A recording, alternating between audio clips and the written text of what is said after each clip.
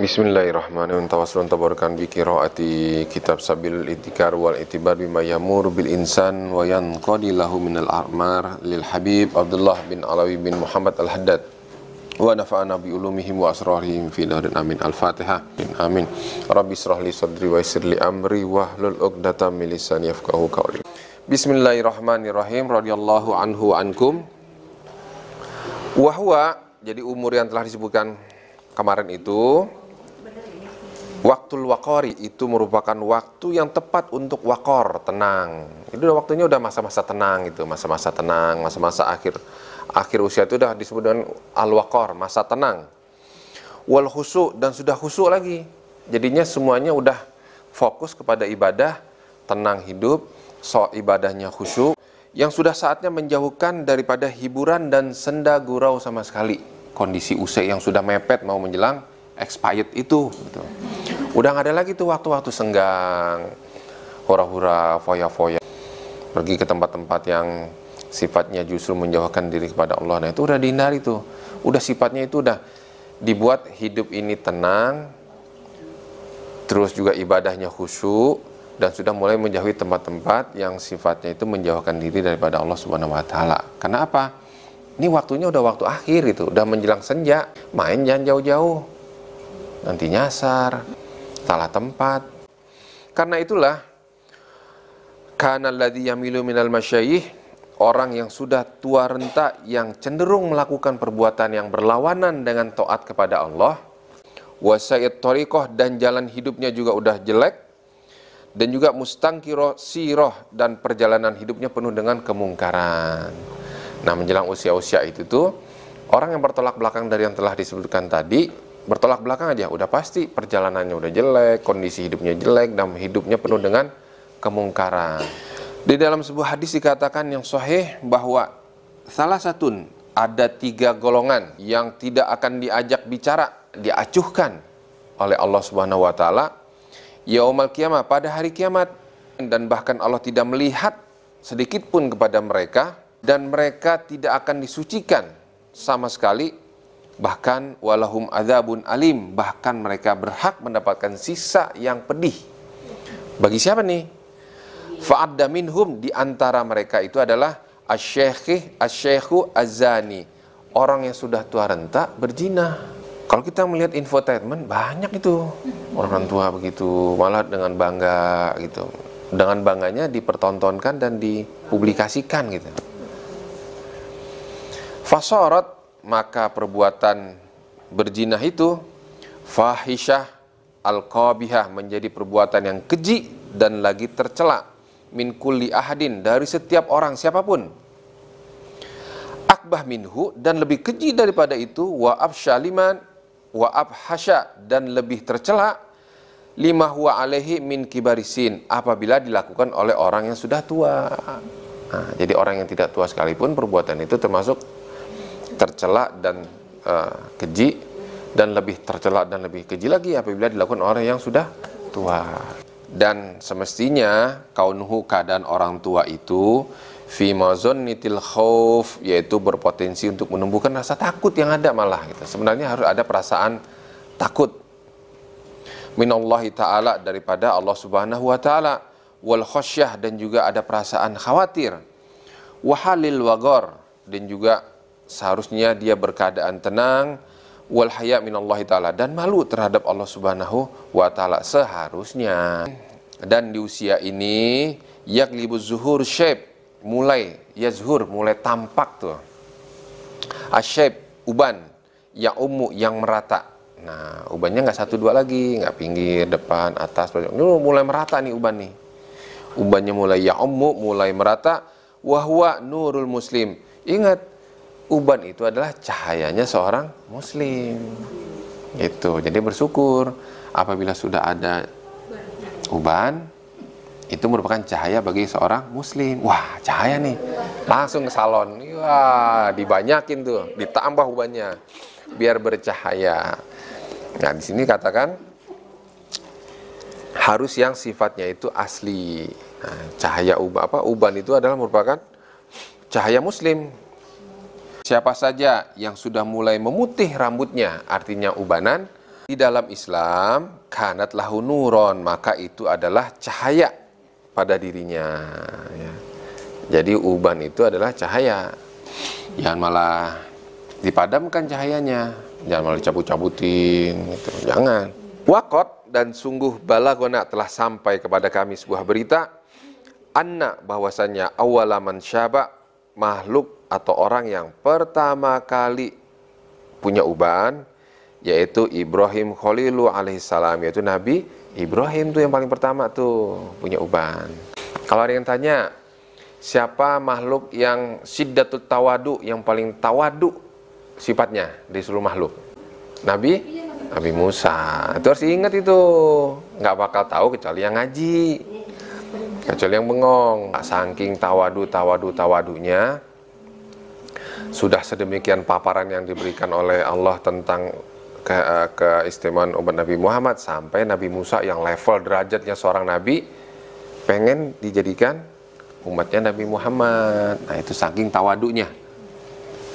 Nah, ketika Nabi Ibrahim melihat Syaibah ada ubannya, berkata begini, ya Rob, mahadha, wahai Tuhanku, apa ini? Kok rambut beda sendiri nih, yang lain hitam kok pada putih, ada putih nih. Faqala lahu rabbuhu, maka berfirman Allah Subhanahu wa taala kepada Nabi Ibrahim, hadza huwa al-waqar. Nah, itu adalah sebuah waqar, ketenangan. Nah, sebuah ketenangan. Al-waqar katanya. Faqala, maka berkata Nabi Ibrahim, Rabbi, ya Rabb, wahai Tuhanku, zidni minhu, ya Allah tambahin lagi dong ubanku. Nah, dan uban merupakan muzakkirun, merupakan tanda atau pengingat, yaitu kurbal ajal, yaitu semakin dekatnya ajal, wattayya bisotil amal, dan sudah melipat bentangan-bentangan angan-angan cita-cita itu udah mulai dilipat tuh, udah jangan pikirin lagi. Nah, jadi uban tuh, lihat uban lagi ngaca, oh ini ada sebagai pengingat bahwa ajal semakin dekat. Jangan uban digeser tuh yang hitamnya biar nggak kelihatan gitu. Jangan, wah ada uban. Oh, ini adalah pengingat bahwa sedikit lagi bakal meninggal. Kapan? Ya entah mungkin keluar dari kamar, entah mungkin dari keluar rumah, atau mungkin besok gitu. Sebagai pengingat, sebagai muzakir, dan juga sebagai pemberitahu. Memberitahu tentang bikur birrohil, memberitahukan tentang akan dekatnya keberangkatan. Nah, udah mulai dekat nih, kita mau berangkat. Berangkat kemana? Berangkat ke tempat perjalanan yang panjang, mati maksudnya gitu. Udah memberikan tanda bahwa yuk kita sudah akan mau berangkat kemana? Pemberangkatan yang perjalanannya panjang, maksudnya teh mati. Wasuratin tahwil, dan juga semakin cepat perpindahan menuju alam akhirat itu. Jadi uban itu adalah sebagai muzakir wa mu'zin, sebagai pengingat dan juga pemberitahu. Juga dikatakan pendapat lain, asyib, uban itu adalah mazinnatul ajali wa turidatul amal. Uban itu adalah tanda perkiraan ajal, dan juga sebagai penyingkir segala macam angan-angan. Angan-angan kita panjang, pengen A, B, C, D segala macam. Nah, uban itu udah mulai tuh menyingkirkan angan-angan tersebut tuh. Udah mulai tuh. Uban itu menyingkirkan segala angan-angan dan keinginan kita. Wa yuqal, dan ada yang mengatakan juga, bagus nih. Ma'akbaha gisyanal lamami idza alama syaibu bil lamami. Sungguh buruk orang yang mengerjakan dosa kecil apabila yang melakukan dosa kecil itu adalah orang yang sudah beruban. Dosa kecil aja nggak boleh, apalagi dosa besar. Dosa kecil kan walaupun kecil, kalau dikumpulin-kumpulin kan jadi banyak gitu loh. Malah lebih nggak kerasa dibanding dosa besar. Dosa besar sekali ngerjain kerasa gitu, tapi kalau dosa kecil nggak kerasa. Nggak tahu timbangannya lebih berat daripada dosa besar. Ini menerangkan tentang masalah waktu, tidak akan bisa berulang lagi. Berkata Syekh Khatib, ala, ketahuilah, inna syaiba, bahwa sesungguhnya uban itu adalah bagaikan thigrul hayati, seperti sebuah lubang kehidupan yang tidak mungkin bisa ditutupi, ditambal lubang itu. La yuslihu dahru fasadahu, dan masa waktu itu tidak bisa diulang, diperbaiki kerusakannya. Waktu yang telah berlalu nggak bisa diulang, nggak bisa kembali kan kita. Uban yang muncul di kita ini adalah sebagaikan sebuah lubang kehidupan, yang lubang ini nggak bisa ditambal, nggak bisa ditutup. Nggak bisa ditutup, dan masa waktu itu tidak bisa diperbaiki kerusakannya. Artinya waktu telah berlalu, gitu. Waktu telah berlalu yang tidak bisa mungkin lagi kita kembali ke waktu itu. Nah, jadi uban itu adalah sebagai pengingat bagi kita bahwa jangan sia-siakan waktu yang masih tersisa lagi, gitu. Yang lalu biarlah berlalu, mungkin nggak bisa kita ulang, tapi yang kedepannya harus dimanfaatkan semaksimal mungkin untuk taat kepada Allah Subhanahu Wa Taala. Uban itu adalah cahaya at-tali' yang bersinar, yang terbit dengan sebab nasamil sa'irul bil asqas, dengan sebab terbenamnya jiwa yang berjalan bersama orang-orang manusia yang lain, yang saat itu kembali ke kematian. Kita ini kan semua hidup ini kan detik demi detik, waktu dengan waktu ini kan berjalan nih. Semuanya kan mengarah kepada satu tujuan, ke kuburan semuanya nih. Tujuannya nggak tahu di antara kita mana yang lebih dulu, mana yang terakhir. Yang jelas bisa saja ibu dulu, saya terakhir, atau saya terakhir ibu dulu. Nggak tahu mana yang lebih dulu pokoknya. Semuanya digiring ke arah yang sama nih. Nah, ke arah yang sama, ke satu tujuan itu. Nah, di situ muncullah cahaya tuh. Cahaya itu apa? Uban. Gitu. Maka keterangan tadi itu, cahaya yang terbit itu bersama dengan terbenamnya jiwa-jiwa yang sudah mulai masuk ke dalam kuburan. Fala tahriku, semoga Allah mencurahkan rahmat bagi kita semua. Fala tahriku, maka janganlah bakar. Janganlah bakar cahaya ubanmu itu dengan binari, dengan api dzunubikum, dengan api dosa-dosa yang kita berbuat. Itu udah bagus, cahaya dari uban kita itu bersinar. Nah, cahaya sinar ini jangan dibakar dengan api-api perbuatan dosa kita, gitu. Malah harus semakin dibuat bersinar dengan taat kepada Allah Subhanahu wa Ta'ala. Dan bersabda Rasulullah sallallahu alaihi wasallam, dan berfirman Allah Subhanahu wa Ta'ala, ini namanya hadits qudsi, ya, hadits qudsi yang Rasulullah sampaikan tapi referensinya dari Allah Subhanahu wa Ta'ala. Nah, itu hadits qudsi namanya. Yang bunyinya, demi izzah, demi keagunganku, wa jalali, dan demi kemuliaanku, wa faqati khalqi ilayya, sungguh wa faqati khalqi ilayya, dan demi kebutuhan makhlukku kepadaku, ini bahwasanya aku la astahi, sungguh aku sangat malu, min abdi, daripada hambaku, wa ummati, dan umatku, yushibani, yang kedua-duanya telah beruban, fil Islam, di dalam beragama Islam, an u'adzibahuma, untuk menyiksa mereka, gitu. Allah mengatakan, demi zatku, demi kemuliaan dan demi keagunganku dan demi kebutuhan makhlukku kepadaku, aku malu untuk menyiksa hambaku dan umatku yang di dalam yang beruban tapi dalam keadaan beriman, gitu. Malu, sampai Allah aja malu, gitu. Ada perasaan malu, gitu. Padahal kan gimana Allah aja itu, Allah sudah menentukan hukum, jika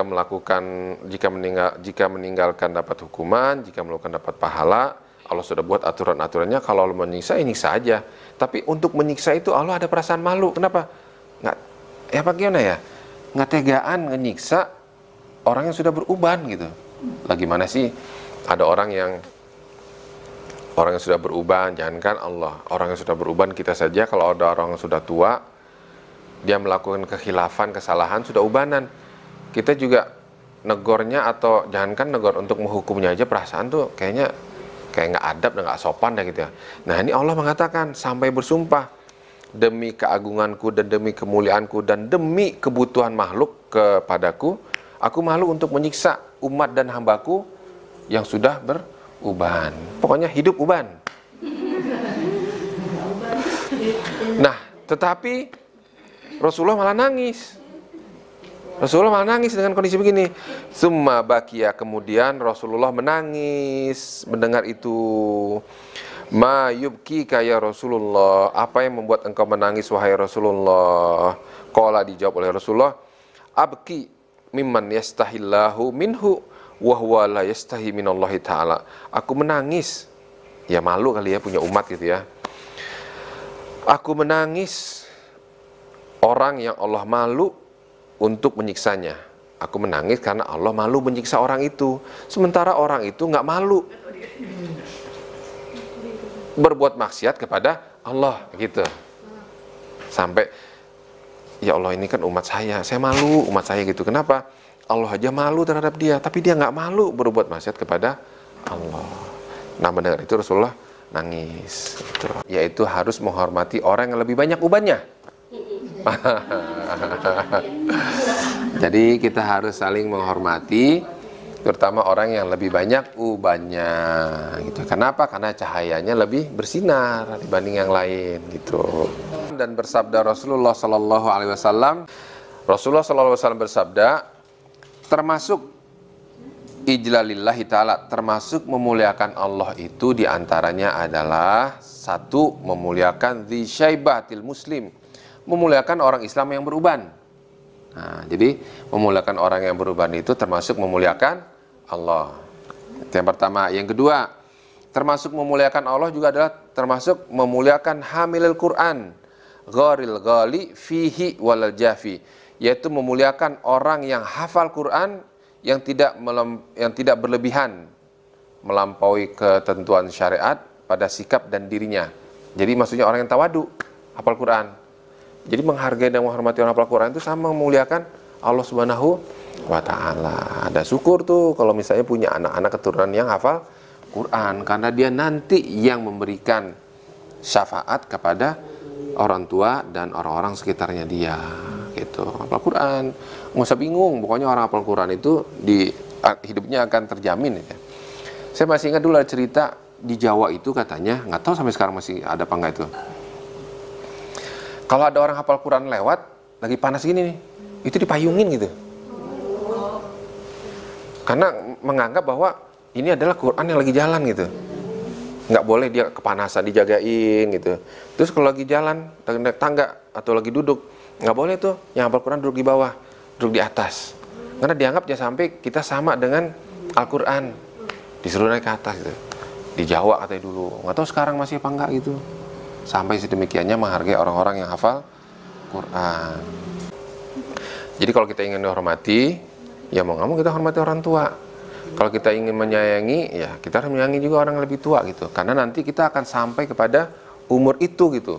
Umur di mana kita jalan udah nggak bisa tegap, harus kadang-kadang nyari tongkat. Di saat dimana ketika kita ngomong, udah ngomong panjang lebar, disalahartikan karena pendengarannya kurang. Dimana di saat kita memanggil gini-gini, nggak lihat, dia ketawa aja. Nah itu tuh harus kita hormati gitu. Jangan dibuat bercanda segala. Kenapa? Kita nanti sampai ke kondisi kayak gitu. Dan betapa sakitnya dan sedihnya ketika kita kondisi seperti itu dibuat bercanda oleh anak-anak atau orang yang masih lebih muda dari kita. Kalau nggak ingin begitu, maka kita harus berbuat menghargai orang-orang yang lebih tua dari kita, termasuk orang yang sudah syebah, sudah beruban. Dan berkata Imam Ghazali rahimallahu ta'ala, semoga Allah memberikan rahmat kepada beliau, wa fi dzalika, bahwa keterangan hadis yang tadi kita sebutkan itu sebenarnya adalah bisyarah, kabar gembira, bitulil umuri, bahwa akan panjang umur disertai dengan mendapatkan ganjaran pada usia tersebut. Hadis yang mana? Hadis yang tadi. Kalau kita menghormati orang yang tua, nanti ketika tua kita akan dihormati. Ini maksud daripada Imam Ghazali adalah isyarat, kabar gembira, bahwa umur kita akan panjang sepanjang orang yang kita hormati itu. Gitu. Paham ya? Kita menghormati orang yang tua. Ini Allah katakan di sini, Rasulullah mengatakan, tidaklah seorang pemuda yang menghormati orang tua kecuali pasti Allah, illa qayyadullah, kecuali pasti Allah akan mengganti untuknya ketika posisi usia itu, orang-orang akan menghormati dia. Artinya ketika kita menghormati orang yang lebih tua umurnya dari kita, pasti umur kita nanti akan sampai ke umur ini. Kenapa? Karena Allah akan jamin ada orang yang akan menghormati kita nanti ketika usia tersebut. Paham ya? Nah, ingin umur panjang? panjang-panjang banget. Kalau nggak ingin panjang-panjang banget, cuek-cuek aja udah. Maksudnya jangan terlalu tua nanti nggak ada yang ngurusin. Ya, pokoknya minta umurnya panjang usia, tapi sehat, nggak pikun, nggak linglung. Yang paling penting itu, jangan sampai umur panjang. Tapi kalau sakit-sakitan pun juga alhamdulillah, karena itu panjer mengurangi dosa.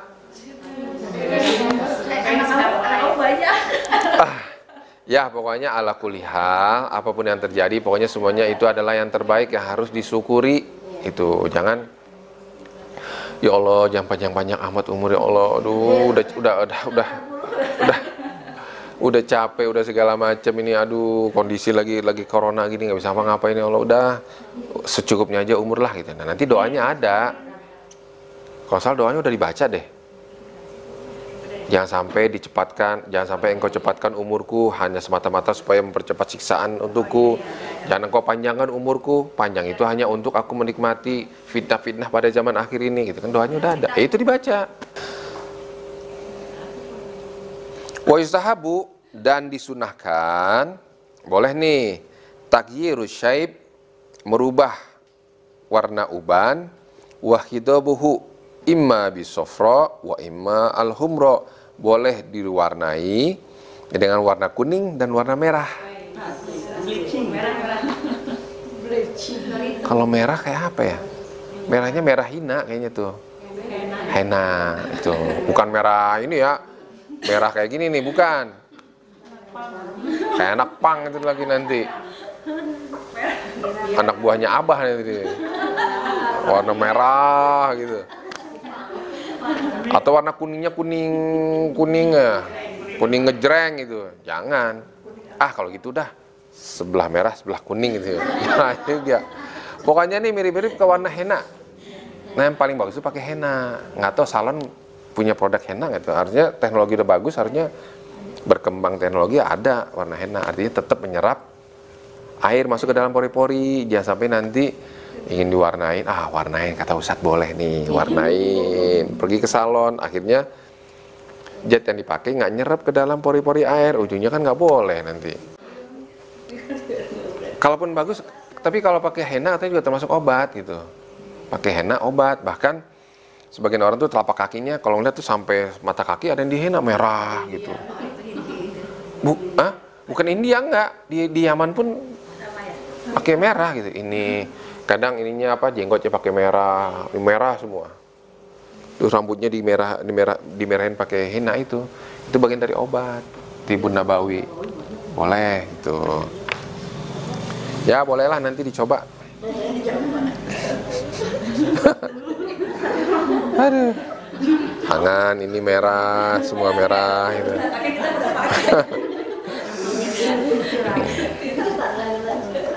Tapi wayuhram, diharamkan bisawadi, dengan warna hitam.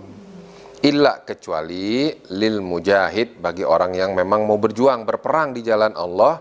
Untuk apa niatnya? Irhaban wa tahyiban, untuk menggetarkan dan menambah kewibawaan di hadapan orang-orang kafir. Jadi ya yang nyerang aki-aki semua.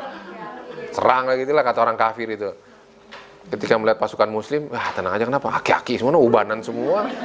Tapi dilihat, wih, anak muda semua, gagah-gagah itu. Walaupun juga agak dipaksain gitu. Tapi ngeliat dari jauh udah warna hitam, itu udah gemeter itu orang kafir. Wah, gila, anak muda semua yang datang gitu.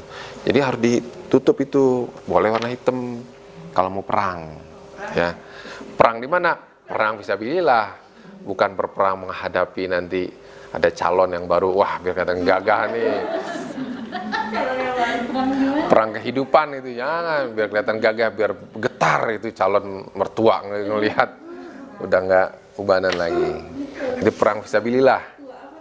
Sebagaimana firman Allah Subhanahu wa taala, dan dialah zat yang menciptakan kamu dari keadaan do'fin, dari keadaan lemah, kemudian ja'ala min ba'di di'fin, kemudian dari kondisi lemah dijadikan kuat, menjadi kuat.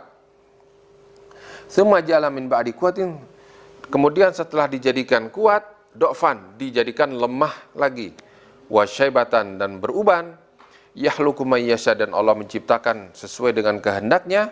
wa huwa alimun qadir, dan dia adalah zat yang mengetahui lagi maha kuasa.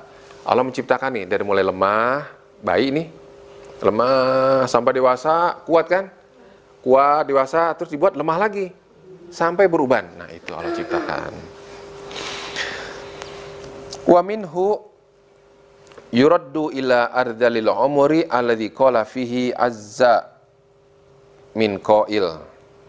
Dan pada usia tersebut manusia dikembalikan kepada usia yang paling rendah. Dari mulai bayi, dewasa, tua, udah mulai turun, kembali kepada ardalil umri, kondisi yang paling rendah. Apa? Udah pikun, linglung, nggak ngerti, diajak ngomong nggak nyambung gitu, susah untuk diajak mengerti gitu. Nah, kondisi udah kayak anak-anak, min adzalil umur, kondisi yang paling rendah.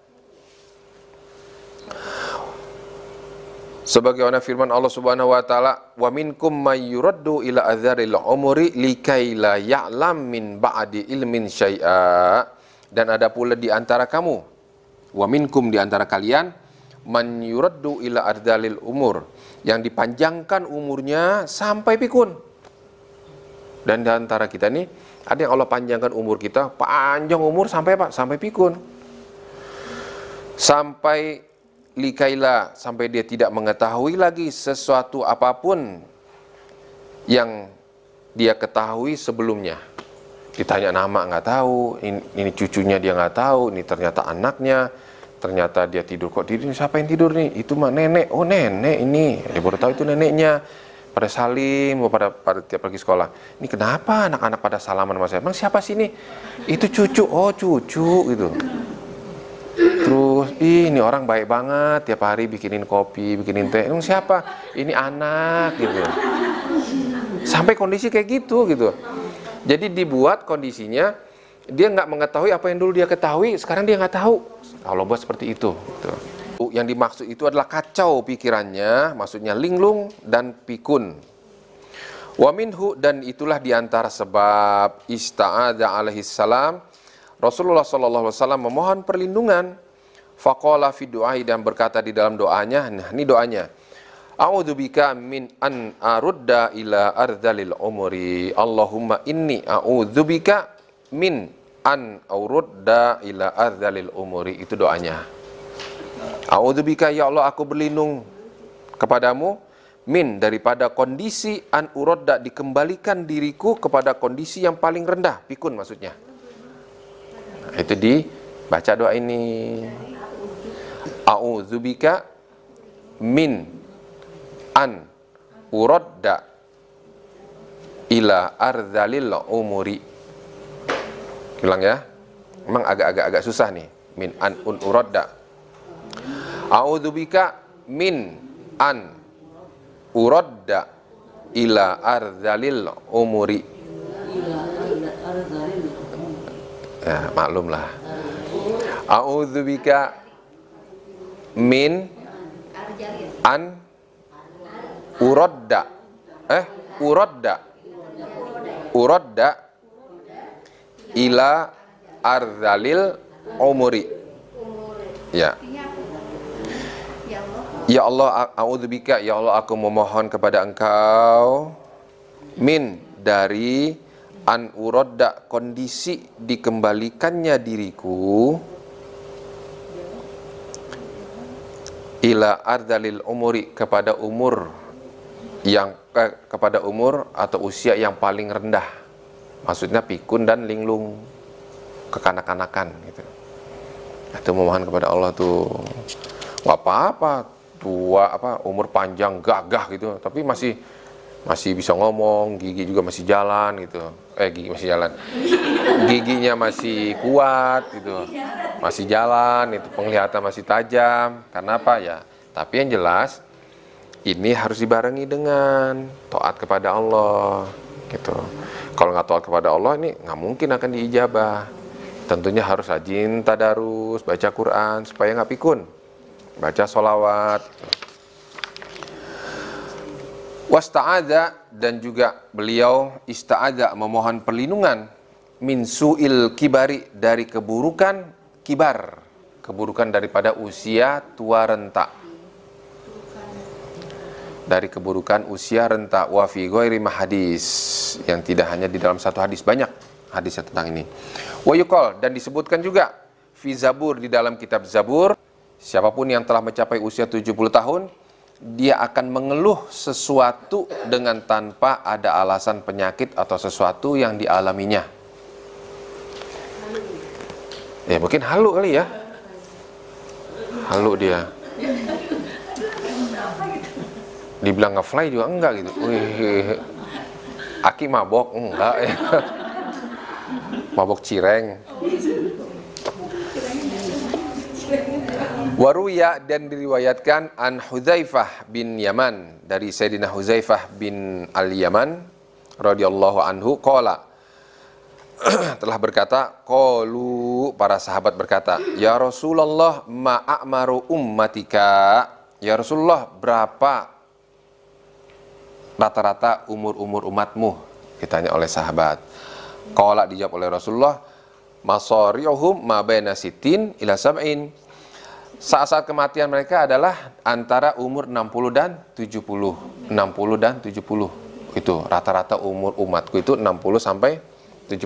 Kalau lebih ya itu ada bonus yang akan diberikan rahmat oleh Allah. Abi 70 kalau nggak salah. 49 berarti berapa tuh? 49. Hah? 73 ya. Nah, 73 berarti dilebihkan. Nanti apa nih perlakuan untuk yang umur lebih dari 70? Qalu ya Rasulullah, wahai ya Rasulullah, qalu, kata sahabat, ya Rasulullah, fa'abna sab'ina, bagaimana orang yang berumur 70 tahun? Qala, dijawab oleh beliau, golla, sedikit, man yablughuha, yang sampai kepada umur 70 tahun, min ummati, dari umatku, farahimallahu abna sab'ina, kalaupun ada, semoga Allah mencurahkan bagi anak-anak Adam yang berusia 70 tahun. Nah, didoain sama Rasulullah tuh, mendapatkan rahmat untuk anak-anak Adam yang berumur 70 tahun. Warahimah, dan juga diberikan rahmat, dicurahkan rahmat oleh Allah Subhanahu wa taala, abna'a samanina, yaitu anak-anak Adam yang berumur 80 tahun. Itu ada lebihnya. Waqad qala syair, panjang nih syairnya nih. Dan telah dikatakan oleh penyair, idza kanatis sab'una da'aka lam yakun lidaika illa an tamuta tabibun.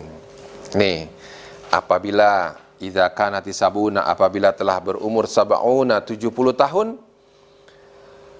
da'aka, kamu mempunyai penyakit, lam yakun lidaika, tidak ada obat untuk penyakitmu itu, illa antamuta tabibun, kecuali penyakitmu itu adalah dokter kematian.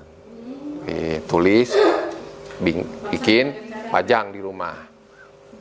Dan jika seseorang telah sampai kepada usia sab'ina, umur 70 tahun, hijjatan illa manhalin min wirdihi laqaribun, niscaya dia sudah dekat kepada saat yang mengembirakan dari kebiasaan dia melakukan wirid.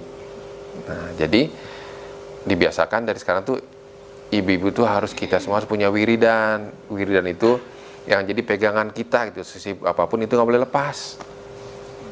Yang udah-udah misalnya wiridan, pokoknya sesibuk apapun hari itu baca kulhu 100. Waktunya kapan? Subuh. Kalau nggak bisa subuh ya sudah, mungkin di waktu kosong nanti 100, atau malam atau sebelum tidur 100. Pokoknya ada pegangan wirid yang dibaca setiap hari, yang didawamkan itu. Jangan sampai nggak punya sama sekali gitu.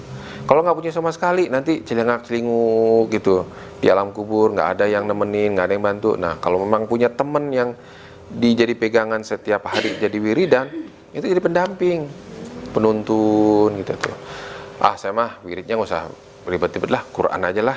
Pokoknya sehari saya bacanya minimal misalnya 1 juz. Kalau nggak mampu 1 juz, ya udah 1 juz bagi dalam sehari. Sehabis sholat 2 lembar, habis sholat 2 lembar, kan sehari 1 juz gitu. Habis kerjaan apa lagi? Dan kapan lagi? Tidaklah orang yang berumur 70 tahun wala asyru, dan 10 tahun berikutnya, maksudnya 80 tahun, ba'daha bi aqraba mimman hannakathu al-qawabil, yaitu lebih dekat kepada Allah daripada seorang bayi yang ditahnik. Tahnik itu jadi kalau seorang ulama disuruh ngunyah yang manis-manis, nah kurma, pokoknya manis-manis. Nah, terus diambil, disuapin, ditaruh di inian apa? Langit-langitnya. Nah, tahnik gitu. Harus ini ya, harus kurma atau yang manis-manis, jangan yang lain. Ya lagi makan bala-bala atau makan misro manis, jangan. Hah? Ini termasuk sunnah ya? Sunnah. Dan itu terus dilakukan. Ya ulama yang ya jangan yang aneh-aneh, ulama yang benar-benar nggak ada lagi kerjaan dia kecuali wirid aja gitu. Kecuali wirid kerjanya. Nah, supaya anak itu nanti berkah gitu. Saya ngeliat kalau saya nggak ngeliat yang lain deh. Saya kalau ngeliat Abi ya bersih banget itu.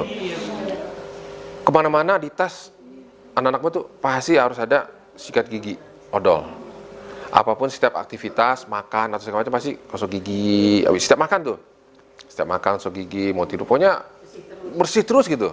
Siapa yang hidup, man asya, siapa yang hidup, ahlaqatil ayyamu badanahu, maka hari-hari yang telah membuat dirinya menjadi usang, wa khanahu thigatuhu, dan kepercayaan dirinya dikhianati oleh pendengaran dan penglihatannya.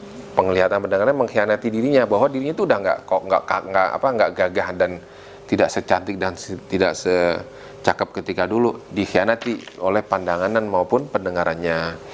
Wakila aidon, wallahu a'lam. Syairnya masih banyak, kita lanjutkan besok insya Allah.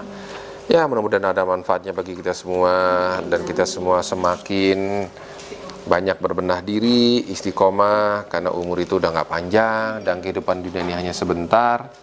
Sebentarnya seperti seseorang dalam perjalanan, ada pohon rindang, dia teduh sebentar, dia minum minuman bekalnya ala kadarnya, setelah itu dia lanjutkan perjalanan. Nah, dunia itu ya sekedar waktu yang ada di bawah pohon itu saja gitu. Jadi jangan sampai waktu umur yang kita miliki sekarang ini habis sia-sia, lebih mendominasi kepentingan dunia daripada kepentingan akhirat. Wallahu a'lam. Wassalamun alal mursalin walhamdulillahi rabbil alamin. Assalamualaikum warahmatullahi wabarakatuh.